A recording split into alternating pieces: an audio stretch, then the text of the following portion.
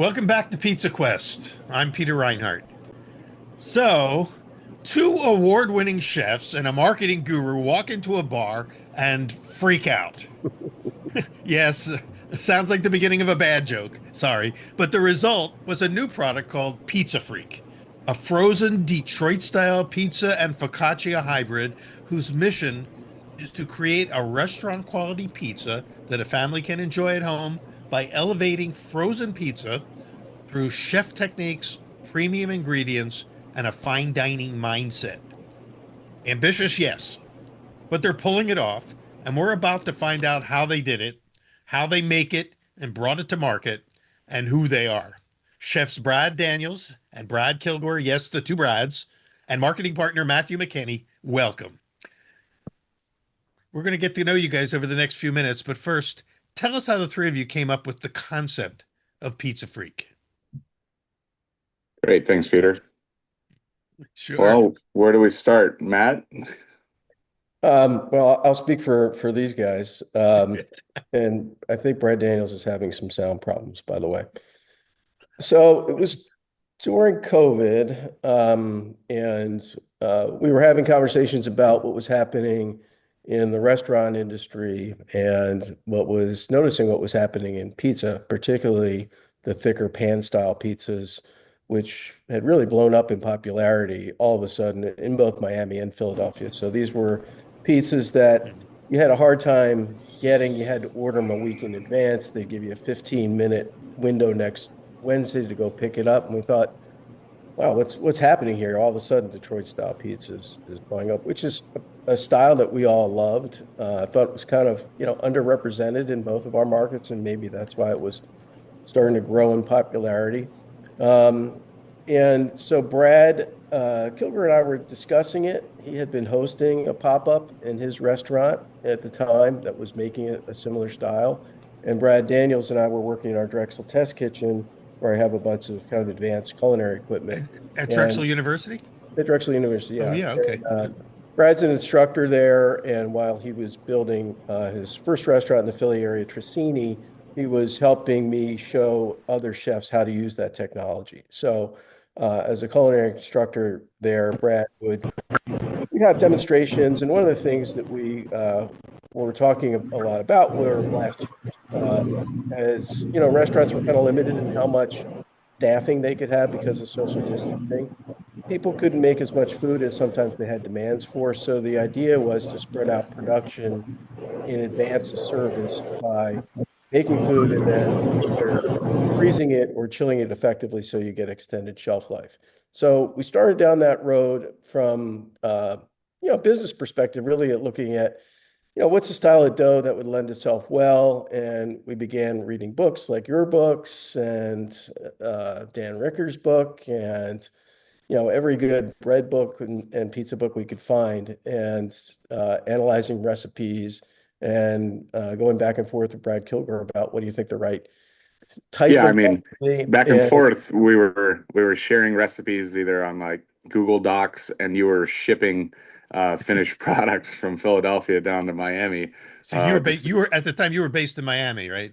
Yeah, yeah, Right. I still based and live in Miami, You're but still in but Miami, okay. people weren't traveling. It wasn't during the traveling time of COVID. It was everyone was pretty well stayed put. Yeah. Um, and and then Brad, became our hands, and then a lot more than that, and that's how we all came together as partners on it. And but yeah, it started off was shipping the quote unquote finished product or sampled product, our test run, 1,000 miles south for me to try it out and then give feedback.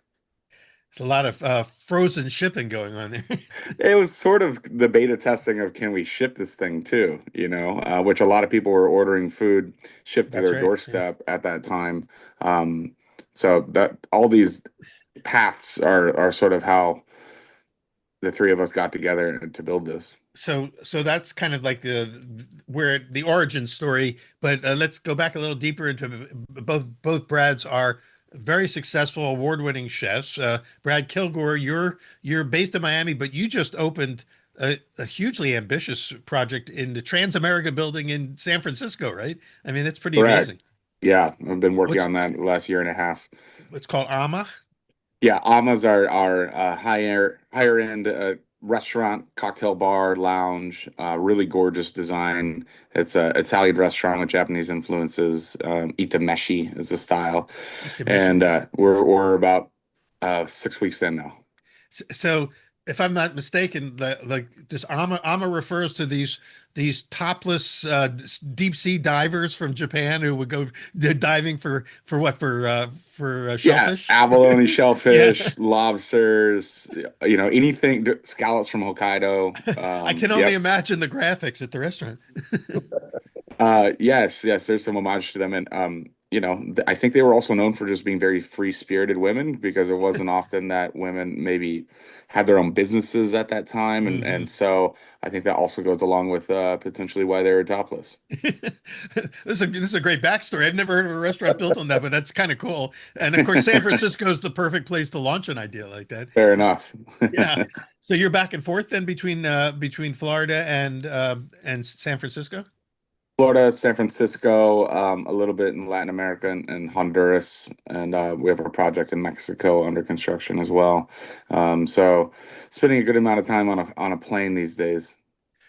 That's amazing. And Brad Daniels, still based in Philly, right? And you're still at Drexel. But in addition to that, you've got I know that Trissini's been around for a few years now. High end, very creative Italian. What would you call it?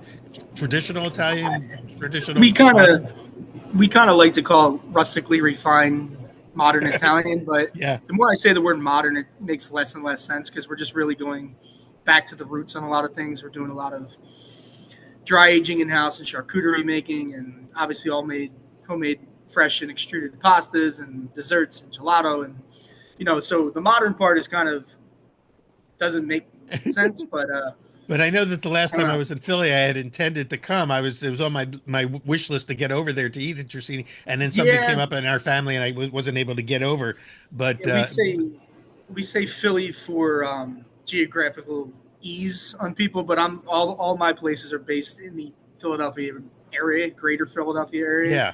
So Draceni's in Montgomery County, a little further, about 25 minutes outside the city.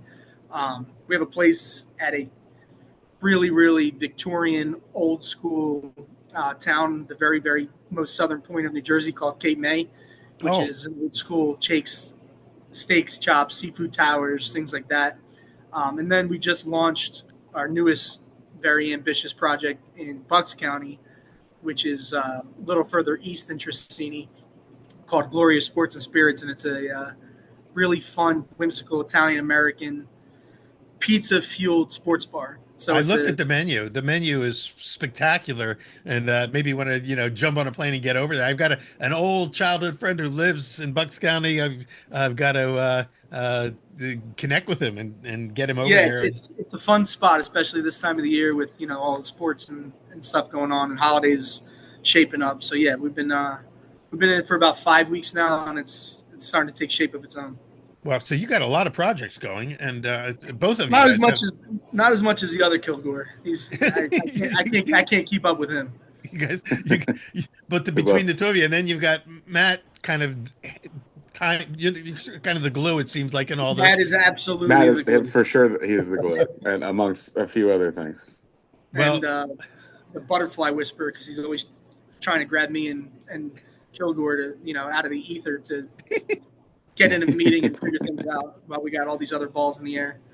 well, I know that I've over the years I've run into Matthew a number of times at the various pizza shows and food shows, and you as well, Brad. We got a chance to go out to last year to have a wonderful dinner at Chef Sholo's, and it's Yep. been there's been a lot of ferment going on in your world, especially since in addition to everything else that you do, you've got access to some great tools and equipment. Matt's been representing some pretty on point uh, restaurant tools, I guess you would say. And so it seems like between the three of you, you got a lot of opportunity to brainstorm and to come up with ideas. And this one, Pizza Freak, is again out of the box, Well, out of even the even box. that we put it into practice too. Both Brad and I sell our product. So we're also customers of our own business, which is, you know, multifold useful. We can also tell our potential clients, other chefs, buddies, how to use it and the best ways to use it. But yeah, him and I have been selling either our crusts or pizzas at different events, catering restaurants for years now also. So that's something that Brad and I both have been doing for quite some time. Well, you know, you bring an awful lot of you know, knowledge and industry experience to this project. So let's focus in on the project itself, because I think our listeners really want to hear Yeah. not only what Pizza Freak the product itself is, because I've had it. I had it last year at the Philly Chefs Conference and we got a chance to taste it with a couple of hundred other people, but. So we'll describe a little bit about what that is, and then, you know, how you brought it to market, because that's the other side of the coin, is not only making it, but then you got to sell it. So I let's mean, talk about. I'm Yeah, gonna go ahead. lead to Brad, but starting off with our focus was crust, and Yeah, which is dough, right? How important our dough has always been, and getting it absolutely consistent. But weren't even we wanted a certain finish line. We knew where that finish line was, but getting it there and getting there consistent, and that's where Brad really came in with Matt and Maya's dream, and started getting very experimental on folds and other ways to introduce the yeast, etc. And really, he was doing it without even changing the recipe per se, because we kind of felt like we got close to the recipe. But Brad kind of got us to the biggest next step. This is quite a few years ago at this point, and has babysitted that process for a while. And Brad, I'll let you kind of tell us yeah. about What was where you what was the landed with breakthrough, that. Brad? Honestly, it was just repetition. It was constant critiquing ourselves and not being complacent with a really good product. We wanted an excellent product. And then we had to kind of at times go back to the drawing board and figure out how to scale it um, while maintaining the same integrity. And then the the hardest part in ways is we're going against the grain in some ways in traditional bread breaking, because we're looking to not have a par baked pizza. We're having a fully baked product that needs to be frozen and then rethermed with three very different characteristics that are kind of cooking at the same time, which is bread, sauce, and cheese. They're three Yeah. very different things. So the design and where we are now just really came from trial and error. And I think we broke a lot of ground when when we opened Tricini, we were just baking every day. And when it came time for us to develop a bread program, I was like, time out. I've already done this for the past 18 months. We already got a Right. phenomenal bread in this fricaccia, as we call it now. Freak, So we freak implemented that. gotcha. We implemented that same process into our bread service.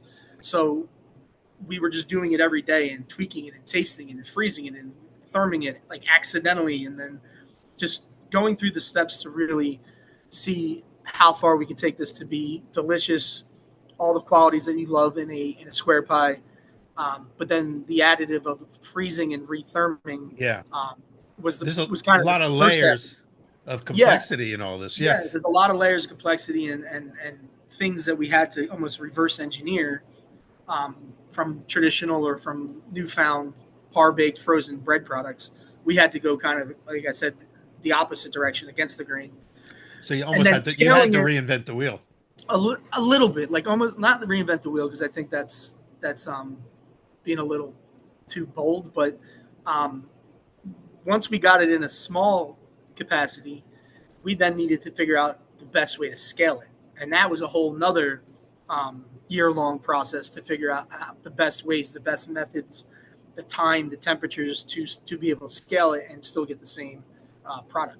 So let me backtrack just a second here. So since you both have connections with the Drexel, you know, University Food Innovation Lab, did you do any of the work there, and did you get the students involved in this project? We did not get students involved for probably good It reasons. wasn't part of the curriculum. For their own health and safety. Well, first they're students, so you want as a teacher, and I was a professor for a couple of years at Drexel in the culinary department, you want to have it figured out before you start teaching kids, because if you're just guessing, then their inclination is, well, I can just guess and figure it out along the way too, which is not the way you want to properly train young culinarians. Yeah. But two, we were keeping this pretty close to chest. We wanted Yeah. to figure this out. We wanted to get it to market. We wanted to have something spectacular. And it a lot of the early days definitely were started at Drexel because, frankly, like Chef Kilgore said, it was COVID. That's right. Kitchens Yeah. were culinary classes were remote, and we had kind of free reign of the kitchens for a short period to R&D. So I I give a lot of thanks to those guys for helping us get the first couple innings of the game. So then you talked about some of the challenges, the one of which being, first kind of mastering the dough, then figuring it out how it's going to bake. And you're not talking about an unbaked pizza. You're a fully baked, not par baked, but fully baked pizza that goes into and it gets frozen. Fully baked crust, frozen, and then top. raw topping. Ah, But then you got to figure out those three very different ingredients, which, like I said, is a whole milk blend mozzarella cheese that's frozen. We have a very delicious Bianco di Napoli pizza sauce, and then you have this really light and airy but crunchy crust, and how that retherms in an array of different ovens was a challenge in itself. How to get it properly cooked with all those three ingredients cooking properly together. Yeah. Without a gum line or any other technical challenges when you have different ingredients at unusual temperatures. Also because we did not choose frozen pizza ingredients. I mean, our cheese is grande, and our tomatoes are Bianco di Napoli, and our dough is made from King Arthur flour. So we picked, like a chef would, all the best ingredients. Through trial and error, figured out how to get the most from them. And then I think importantly, like these guys do in their restaurants every day, we presented them in a new way with our freak frame, which was, trust me, there's a lot of back and forth. The freak frame is what the carrier for the it's a bakeable paper tray, right? So it's a product you can buy on the market. And what our goal was originally, and hence the brand name Pizza Frico, was to create a frozen pan-baked pizza that actually had Frico. There were some on the market, and there still are some on the market, but not what we were trying to achieve. And so that tray does a few things. First of all, it keeps the cheese on board, which allows us to go edge to edge with cheese, which is something Brad and Brad insisted on. They liked the cheesy, crispy edge of Frico, that kind of grilled cheese texture. Yeah, and that's one of the joys of this style of pizza, of a pan pizza. Yeah, and your book was a huge inspiration for that. So, if you are going to achieve that, you need heat around the perimeter, and the bakeable paper tray, which can handle up to 400 degrees in a conventional oven, does that beautifully. The problem we ran into was that the trays have bottoms, and as you well know, Professor, when you have a frozen piece of bread and you're retherming it, it is going to give off moisture. And that moisture got trapped in the bottom, and our beautifully crispy crust, which was achieved through a lot of effort, baked in a pan with extra virgin olive oil, that didn't come out as crispy as we wanted. So we began by hand cutting holes in the bottoms of these frames. Now we have a machine that does it, but then Brad Daniels had the inspirational brand idea of Freak Frame, which is trademarked, by the way. Cool, very cool. Yeah. So this is a big step. So you essentially trademarked this new way of baking in the cardboard container, the pan. Yes. And because it's cardboard, you can't do it any hotter than, say, 400 degrees. It has to work at 400 degrees, right? It's a treated, yeah. And I mean, it's made intentionally. You can get them, from several suppliers in different configurations. But we chose the quarter sheet tray size. We thought, the trays were available for both our baking and for the frames. So that's how we ended up there, which can be a bit of a challenge at times with price point at retail because our cost of goods with a 22-ounce net weight pizza are Yeah. higher than others on the shelf. Yeah. However, what we've come to find after doing hundreds of in-store demos or tastings is that particularly folks like Brad and Brad, who are parents with young families, appreciate a larger frozen pizza Uh-huh. with 6 servings that will Yeah. easily feed 4 people. So it's a great way to feed your family for under $20. Yeah, so you have a real pizza night. So going back in, you had the frame, you figured out the perforations. You have to perforate them yourself even now, or were Yeah. you able to get the company, the manufacturer, That's to it. do a perf for you? They would for like a truckload. So yeah, it's Yeah, just yeah. not where we So are. you weren't ready We for that, but we at figured someday. out a machine to do it. Yeah. So now you got your own. Is that well, I'm not sure if the It's a right term here is, press. but It's is a that trademarked technique, or what would you call it? No, it took a while to figure out, but it's a click press basically, Okay, so you a basically pneumatic press. Yeah. and that releases some of the moisture so that your undercrust can stay crisp. Yeah, so whether you're a professional chef or you're, buying it for home, you can put the tray directly on the rack of the oven. You just want air to get to the bottom of the crust, or you can put it on a wire rack on top of the sheet tray. Either or, as long as air gets to the bottom of the crust, you get a good result. This is cool. This sounds like one of those episodes on what NPR of how I did this or how I made this or something like that, That's my and dream. yeah, right. Well, you'll get Like, on. You'll to be definitely interviewed by get Guy on. Raz. Yeah, you'll get on Guy Ross's show one of these days for this for sure. So this is so you've got the product now. You figured out along the way, sort of each of the challenges that you were met with, including what to put on top, and then how to time everything. Because then in the end, you've got to be able to bake the pizza, not burn any of the components, and have everything come out perfect at the same time. Yeah, and Peter actually, making a reference to it was actually a guy that's frequently on your International Bread Symposium, who I had happened to read about because he was the guy who sold Chris Bianco and Chad Robertson a lot of the equipment that they used at Tartine Manufacturing when that was up and running, Stephen Bloom. Yeah. So I reached out to Stephen. He was kind enough to return my call, and I said, we've gotten down the road with this very handmade product, and I'm looking at the labor costs. Is there any way that we can make this at scale? And he said, absolutely, you can. So I'm coming out that way, and I'll be with my chef, Brad Winneman, and let's Another come, Brad. yeah, the other Brad.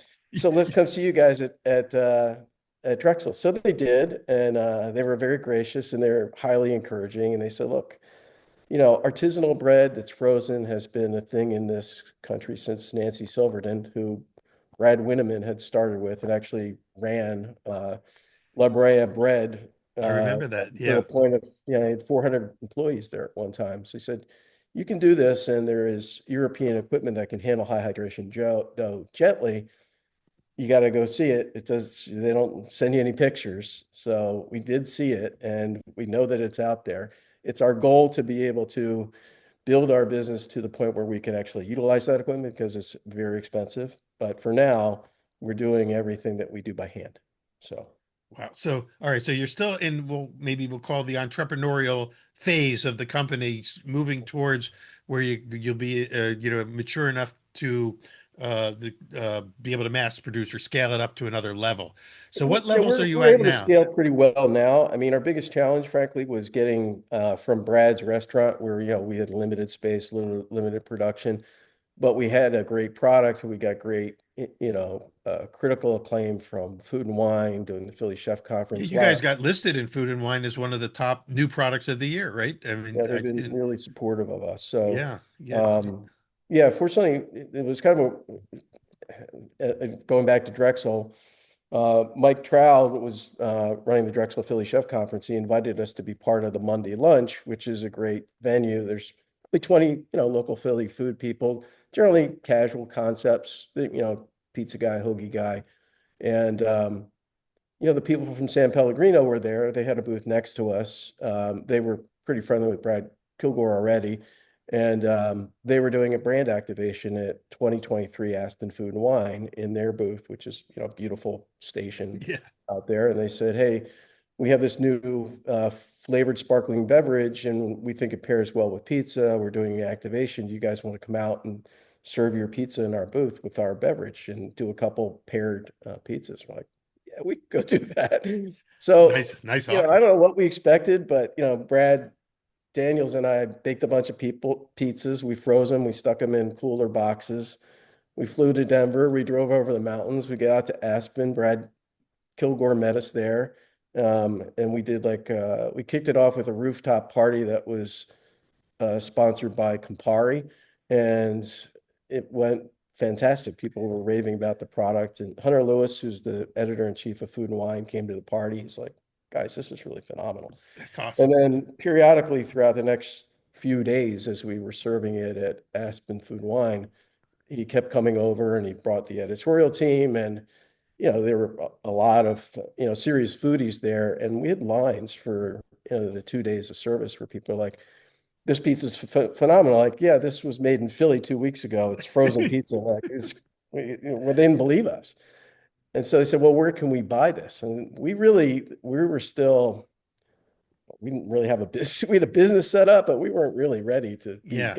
buying anybody. So, we established our own website and figured out how to ship things frozen, which, as you know, Peter, is not easy or inexpensive. As I tell people, it'll cost me $50 to ship you a box across the street, which it does. So shipping it beyond, 2-day FedEx ground is kind of cost prohibitive. But right now we can ship east of the Mississippi, which is the FedEx 2-day ground limit, which a lot of population. We ship a 3-pack for $100, a 5-pack for 150, which is on par with Gold Belly and any of the better, artisanal pizzas out there. So that's how people can get it now is they can have it shipped in if they want it that way. But it's in the East Coast and within your range, some of the stores are also carrying it, right? Yeah, we've been in independent natural food retailers in the Philadelphia market for the past year and a half. And we were actually surprised by how well it did as quickly as it did. So we have a local co-op. You probably know them, Peter, Weaver's Way. They've been in Philly forever. Yeah. 4 locations. Their biggest store is Ambler, right down the street from Brad's restaurant. Amazing. Their merchandiser said, hey, I read about you. Craig LeBon, who's the restaurant critic for the Philadelphia Inquirer, has tried our product, loves our product, loves Brad Daniels food. So he wrote some nice things about us. And people began to find out about the brand. And we started there. And, I did an in-store demo and then I kind of forgot about it. They'd order periodically. And then I don't know, 6 months later, I checked with the merchandising grocery manager. I said, how are we doing with you guys? She says, you're doing great. You're our top selling pizza. Oh, what? I said, Wow. we're beating Amy's. We're being Taglio della Pizza. We were the #1 seller in the store. Wow. Maybe we should sell your other stores. So we run around selling in our other stores. We're still #1 at Weaver's Way. And then we reached out to two other great, kind of iconic regional natural foods retailers, one being Kimberton Whole Foods, which is nothing to do with Whole Foods. It's a family-owned and Uh, operated natural food store based in basically Phoenixville. They uh, have 7 locations. And then Riverwards, which is in the city of Philadelphia itself. And then we actually have our own freezer that we installed at Stone's Beer and Beverage, which is an artisanal beer distributor right in the Fairmount section of Philadelphia. how much can you produce now in your current setup before you have to go to the next level of, So along and the you way, we found a friend who after about a year of overnight testing with his baking team, who has his own bakery for his own in-house baking program, where uh, they do traditional rolls, semolina breads, nothing with a really long high hydration or long fermentation. So or pan baked. Like our product's hard, as you know, to make. So we, did a lot of testing. I'd say we probably did 20 rounds before we figured out the right process and workflow for their team to be able to create our crusts And so right now, we could do, say, 1,000 a week. We're not quite there in sales Uh-huh. yet, but Uh-huh. which for a handmade product is a fair amount. And then once we got that process dialed down, which honestly was hard. I mean, we weren't sure we'd ever be able to get it. So once we did, we took a space to take our crusts, blast freeze them, and then top them sauce, cheese, blast freeze them again, package them in a freak frame, labeled freak frame, ready for sale. So So we so have you our own. bake them in metal pans first, right? You have Yeah, to have some kind of a hard form, and then you can freeze the pre-baked crust, and then the process of building it back into the frozen product begins. yes. Uh, so this is pretty exciting because again, you're still in the early stages. I know that back when I was doing products too, when everything is at this stage, when you're doing 1,000 or less, that's like the big co-packers don't want to even talk to you. But do you foresee it being something that Yeah, can I be mean, I can be do. handed off to a co-packer at some point when you're ready to do thirty Well, thousand units and things like that? here's the challenge. So we went to every, legitimate artisanal baker in town. They didn't want to touch our product, right? They were busy with their own thing. Yeah. And we were way too small for a co-packer Well, frozen well, pizza, they're and they don't happy for make you what to we do make all the anyway. work right now, and then they'll want to jump in later on when you got it all figured out. Well, we're fortunate we have a really good collaborator on making the crust right now, and he's invested for his own purposes and ours in larger equipment, so we can continue to scale, basically doing what we're doing for a while. And then I have consulted with you probably know George Erasmus. He used to run Tribeca Oven, so he's friends with Brad Winneman. Those guys have a Uh, lot of contacts in that space. yeah. So when we need to, if we ever need to, get somebody with the type of automated equipment that can handle the high hydration dough, they're out there. Yeah. Yeah. I think the difficult part, Peter, is finding a bread maker that also wants to be a frozen pizza maker. So we took on the frozen pizza part ourselves. Yeah. So, we have a state of Pennsylvania Department of Agriculture certified facility so that we can make and ship and, do all the things we need to do to grow our business for the foreseeable future. We're self-funded. We're happy to grow at a reasonable pace. And right now we're in the process of launching our food service lineup. So these guys have been our food service clientele, selected chefs at country clubs and, people around the Philadelphia area that we deliver Right. to. But we're working with a broker in Florida, who's, got a bunch of food service lines, a lot of experience. And, South Florida, the state of Florida being probably the highest density hospitality in terms of clubs and hotels and places that we think, could be great clients for our product in the country. So we're going to launch food service in Florida. Well, you guys are between the three of you. You're all very so well connected. You do this. You're at all the shows. You've known people for years and built relationships as a marketing and salesperson. And the chefs have been building their alliances with other great chefs. And so you're Thank you. positioned to I go. mean, Brad Daniels, originally, Brad Kilgore and I, started this thinking it would be the two of us, and Brad was busy, building out Tricini, and we were kind of paying him just to do the development work. But at some point, we didn't really have any other place to go other than Brad's restaurant to make it. And at that point, we said, "You're our full partner," and Come on in. Yeah, yeah. You let's join us. change the cap table here. So and one of the other important relationships that Brad has developed from his hard work and just being a great chef over the years is with Mark Vetri, and Mark Vetri's very good friend Chris That's Bianco, yeah. and those guys. We were at Pizza Expo in Atlantic City, and we were, pizza guys. They test 15,000 sauces and 14 combinations. And I was there with Purell. I had a booth there. So I was across the way from the guy who was there for Andrew, who was there for Bianca de Napoli. And I didn't even realize that they had a food service line. So they have a food service line that actually is pouched instead of cans, which in food manufacturing is a big advantage because Yeah. metal detection is a critical hazard for food manufacturing that you'd have to invest in serious equipment to detect. Now, we have no metal in the facility, so it's not a problem for us.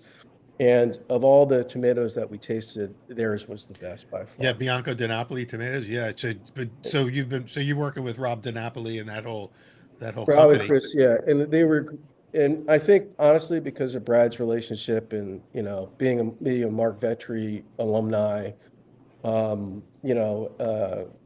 we asked, hey, it was kind of a bold request. Do you mind if we use your brand on our packaging because we want to be recognized for the quality of the ingredient? Yeah, And they said, yes, yeah, sure, no that's problem. a win for everybody. Yeah, Well, Brad, you were the chef de cuisine, weren't you, at Osteria? Yeah, many moons ago. So it's Which was a Mark Vetri. yeah, Many it people was know Mark, but they didn't know Mark that you were Vetri there. and Jeff Michaud. It's James Beard award-winning chef and restaurant. Um, and I was with Mark full time for about 7 years, where obviously the love for Italian food and natural organic processes and old world technique really kind of was driven in. I was before that at Del Posto under Mark Ladner. Yeah, wow. Um, So so you worked with some of the big names, yeah, and and then I picked up and moved to Boulder, Colorado for 2 years, where I had a short 4-month hiatus in Las Vegas where I opened Vetri Vegas oh, with really? Mark in an When when, unbelievable, when you were in unbelievable. Boulder, did you get to know Kelly Whitaker in Boulder, in Boston? Well, when I got back from um, opening Vetri in Vegas, I went and worked for the Wolf's Tailor, and I R&D'd all their grain and their pasta procedures, and kind of worked with them for about 9 months between Wolf's Tailor and Bruto and um, dry storage and their whole. That's Yeah, when they were really getting deep into cultivating their own historic grains and yeah, yeah. opening the mill. So I'm a dear friend with Kelly Whitaker, and was really honored to work with those guys for about a year. Kelly Before was one of the very first guests we had on Pizza Quest years ago. he's the We go best, back, man. Kelly yeah, Kelly is awesome. Kelly yeah, Kelly is he is a flour nerd for sure. yeah, and a great cook. And I loved And eating at pasta. unbelievable. Yeah, he's so yeah. I had a really great time working with those guys, and especially on the refining the noodles using really obscure grains, and that was really cool. Perfect for Tricini, Yeah, right? everything You is know, cumulative in this world. You got to yeah, learn from everywhere you go. it's wonderful how these things kind of converge and come full circle, and the fact that each of you have developed your own skill sets and then been able to come together and create something new. Before we run out of time, I just want to get back into the nuts and bolts of the pizza because the people who are listening want to go without revealing any sort of trade secrets or company secrets. Um, you mentioned that you're still using the King Arthur flour. You use King Arthur as your primary flour. And what hydration level is the dough? What makes it a little tricky? 80. 80%. So it's a wet, sticky ciabatta like dough. Yeah, yeah. Starting to sound familiar. This dough is starting to sound real familiar to me. you may I recognize remember it. having an early prototype taste of it. Matt, when we met in Atlantic Yeah. City, I think a couple of years ago. Um, and okay, so you got a long fermentation or cold fer? How do you do the fermentation? So we do a full 24-hour pulish, very low percentage of yeast in that. And then day 2, we take the remaining ingredients with the pulish and we mix in stages. We then have a short bulk ferment where we do a series of book folds. Um, then we divide. Um, and this is something we went back and forth between divide dough trays or directly into the trays we're going to bake in, and we land after we divide, we So Trey. rest for another cold ferment for another 24 hours, or even Uh, sometimes yeah, a little longer, yeah. and then Day 3, dough gets trayed up, good extra virgin olive oil in the pan, slow proof. The traditional knock it down, let it rise again, kind of stretch it out to the corners. Then when it looks right, a few hours later after that process, then it's custom built from our friends that are doing the baking. Racks that hold, Matt, correct me, they hold, 120 trays each. And then they get slid into a big rotating rack oven for the bake. Then once they come out of the oven, they're quickly removed to allow it to cool down on racks. And then from there, it's basically just a beautiful, crusty, delicious square pizza crust. And then from there, they're cooled to room temperature. And then just like a regular bread delivery route, they get delivered to our facility where we build pizzas. It's a process, you guys, Process. and that's all just getting the pizzas made. Then there's the whole process that you've described earlier of selling it, finding the outlets, all the work you've done to build the alliances and the network of local merchants, and then be able to. There's so much going on in this story. So one final question, and that is, do you have a timeline and a vision for how you want to grow it, how big you want to grow it, where you see it? Let's say in the next 3 to 5 years going. We think that potential is huge. Obviously, at retail, frozen pizza is a $6 billion market. It's not small. Yeah.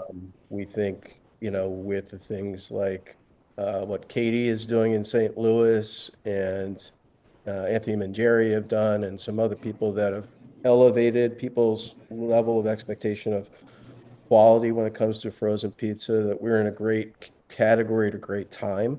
And we have a very unique product. I don't think, what you're checking all the boxes, that's for sure. Similar to ours. And so, I think we created a cool brand. And, for the retail thing, the challenge is cost of goods. If you want something on the shelf for $10, you better be able to make it for $2.50. We did not build that pizza this way. So Pizza Freak was not built for a price point. It was built for quality. Yeah. So, right now we're selling direct to retailers in our marketplace. We've been approached by some national retailers, they're brokers. They've read our story. They like our product. And in time, our cost curve will bend. So to answer your question, I think, to reach a national level will probably take us 3 years. It's a lower barrier to entry and margins are better in food service, although it does have its own challenges because every customer is every customer. So we're working through professional brokers and through the distribution that services clubs, hotels, and folks like that. So that's a new thing we're working on now. But I think like any entrepreneur would tell you, the best laid plans of mice and men. No, but you got to have a plan. You got to, you got to have a plan, right? So, right now, I got to ask you. It's like knocking down one hurdle after another. That's before I forget to ask this. If anyone who's watching or listening to this now wants to, get on the horn and order some and have some shipped directly to them, what's the best way for them to order? We have a website. It's www.pizzafreako,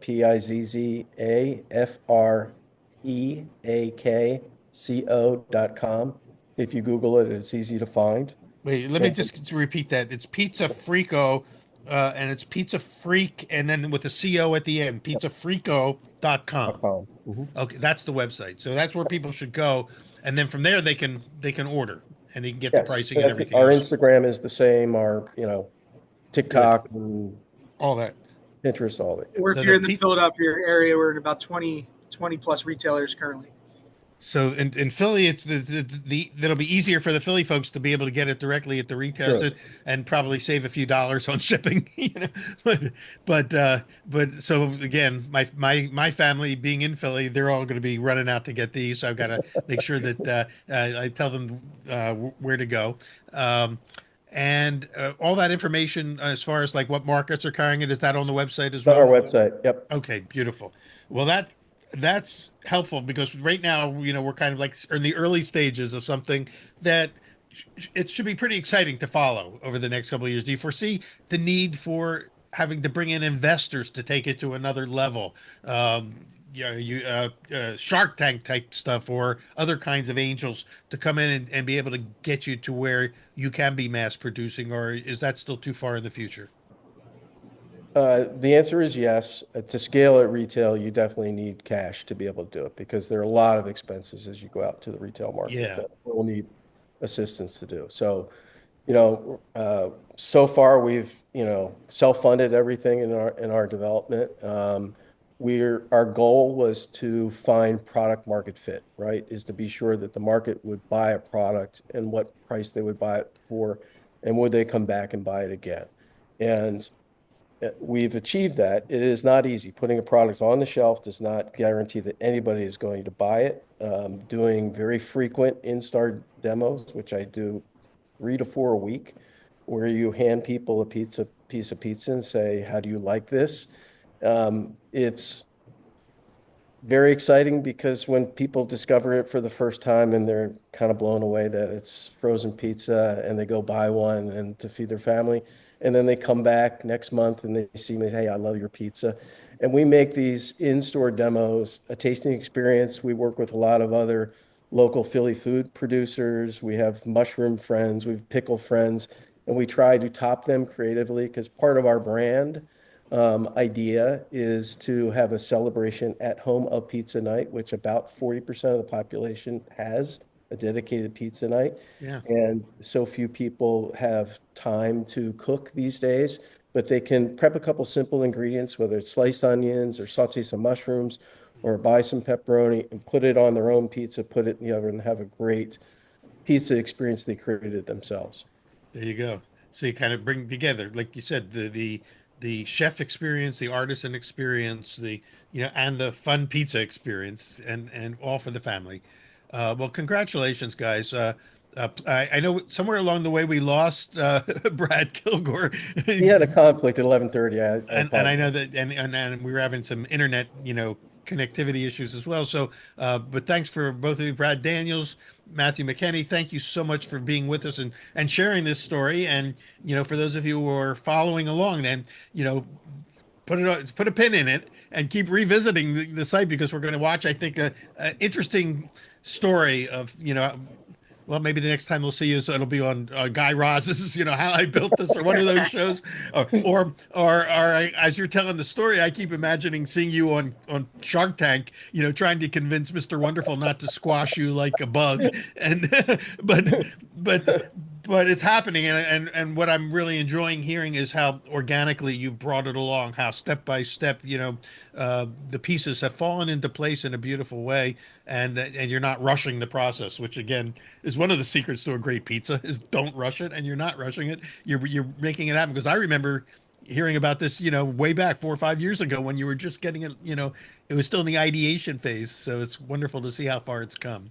So we'll get you back on another time to Great. give us Thank you for the updates, opportunity. and thank you so much for coming on, Thank for you sharing guys. your Really story, and for appreciate being so transparent about how everything goes. So if those who are listening who want to bring a product to market, got a few tips here that you can follow up on, and stay in touch with. Can folks reach you through the website if they want to write to you Absolutely. directly? Yep. So go to the website and write to Matthew or to Brad, and DM on Instagram. to Brad or Brad, and we will you will track it over the next couple of years. And thanks again, congratulations. I'll see you when I'm up in Philly. I know Matthew, you live very close to where my family lives, so we'll get together for dinner. Maybe we'll head out to Tricini, which I've been wanting That to sounds do great. for a long time.